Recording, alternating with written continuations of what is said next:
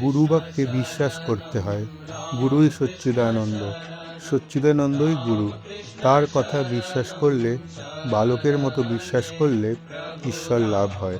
বালকের কি বিশ্বাস, মা বলেছে ও তোর দাদা হয়, অমনি জেনেছে ও আমার দাদা।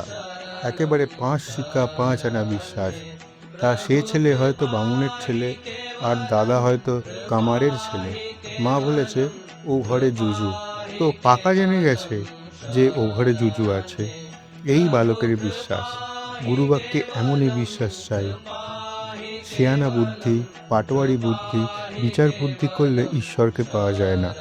বিশ্বাস আর সরল বিশ্বাস হওয়া চাই। কপট হলে হবে না। সরলের কাছে তিনি খুব সহজ, কপট থেকে তিনি অনেক দূর। কিন্তু বালক যেমন মাকে না দেখলে দিশেহারা হয়, সন্দেশ মিঠাই হাতে দিয়ে কিছুতেই ভোলানো যায় না, কিছুতেই সে ভোলে না, আর বলে না আমি মার কাছে যাব। ঈশ্বরের ওপর সেই রকম ব্যাকুলতা চাই।